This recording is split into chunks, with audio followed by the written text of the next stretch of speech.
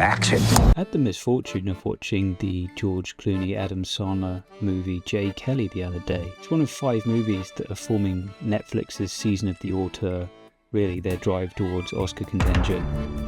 While watching it, and this kind of notion of the character George Clooney playing being this great international movie star, I mean, that's what you associate with him.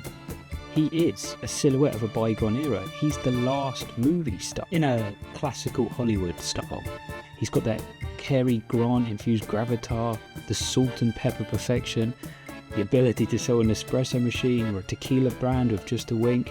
When you strip away that persona, that celluloid image of George Clooney, I'd argue he's a superstar who's never made a great movie. Isn't it true? And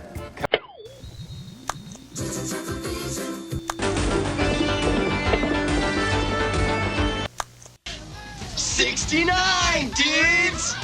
I get it, movies are subjective. Anyone can like and anyone can dislike a movie. Anyone can love and anyone can hate a movie. And I'm not saying that George Clooney is constantly churning out mediocre affairs. He's made some good movies, but he's never made a great movie. Take other movie stars per se. Brad Pitt, you can go through his filmography, there's ups, there's downs, but you cannot argue that Fight Club and Seven are both great movies. Leonardo DiCaprio is a movie star, and he has made some exceptionally great movies as well. Wolf of Wall Street and Inception, if you're looking at high scoring ones on IMDb. Not a single one of George Clooney's movies sit in the IMDb top 250. Okay, his highest ranked movie on IMDb, 7.9, but it's Fantastic Mr. Fox. I used to do this professionally, and I was very successful at it. He's a voice actor in that. You're not even seeing the Clooney. But yeah, he's never had a movie that you would define as great, and I think we can probably trace that back to one nipple-cladded batsuit reason. See, George Clooney was hot stuff. He was an established name off the back of ER. See, George Clooney made a decision when he was coming off ER to try and counter that persona that he generated through that show, and he went and did From Dusk Till Dawn, which is Robert Rodriguez, written by Tarantino, like an unhinged melting pot of movies. It's 2 very different movies slammed together. Pulpy, a lot of fun. What happened then was he had the chance, let's go A-list. And the result was Batman and Robin. It's got a 3.8 on IMDb. People hate this movie. And from that point onwards, he chose to become adult drama focused. I just find it fascinating, this paradox. He's a star without a sun. There's no shining trophy. There's no one movie that will define his career other than maybe Batman and Robin. By no means am I disparaging his filmography. He's worked with the Coen brothers a few times. Out of Sight, Slick, Thriller, Three Kings. Up in the Air was a solid movie, product of its time, something that spoke a lot about modern America, capitalism, corporate structure, and the way businesses operate. The times he stepped up, maybe kind of taking on something like bigger budget, Tomorrowland, very subpar. The Midnight Sky for Netflix is a 5.7 on IMDb.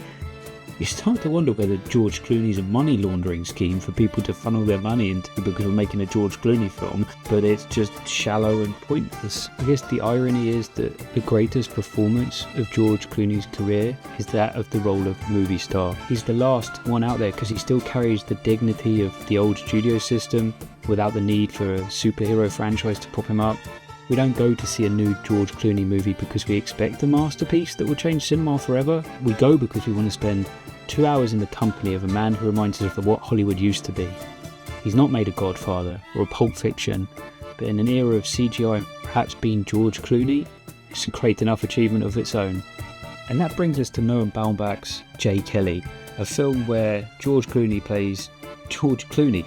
He plays J. Kelly, who's a Hollywood movie star, world-renowned, and goes through a crisis of confidence. He loses a mentor, someone close to him. He sees a old friend, a student that studied acting together that he kind of screwed over, gets in a fight. His daughter's leaving to travel Europe before going to university, and he's kind of feeling very isolated and alone in his life. So he decides to up sticks, go to Europe, try and meet up with the daughter, but all the while bring his Hollywood entourage along. Primarily Laura Dern and Adam Sandler, who plays his manager. Now, we've got Sirius Sadler here, you know, that's always a treat. And this film just absolutely wasted. Honestly, I don't want to go over this film too much because it was an absolute snooze fest. It was this pandering Hollywood blowing smoke up your ass. The film opens with a quite elaborate set piece, which is on the back of a film set where Jay Kelly's filming the last scene in his latest movie. But they've gone to the lengths to construct this set and give it this look to kind of show, you know, he's an actor, he's acting. At no point have they actually gone and filmed sequences that this Jay Kelly actor has done. Like, you think Tropic Thunder had those fake trailers to show what the cast had done before to establish them as actors. So at the end of the movie, yeah, I'm going to tell you the ending because just don't watch it. When he's sitting in Tuscany watching this tribute to his career, the montage of clips that they show are from George Clooney's career, The Peacemaker, Syriana. It just loses all meaning at that point. What little meaning the film had to start with, it just loses it at that point because it takes you out and you're like, what, are you showing me this? Is this George Clooney's swan song? Is this the last film he's going to make? Can we go again?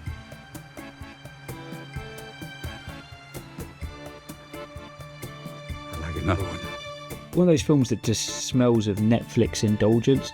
This movie wouldn't have been made by any studio. No studio would put money to this thing. 69 out of 200. Would you like to know more?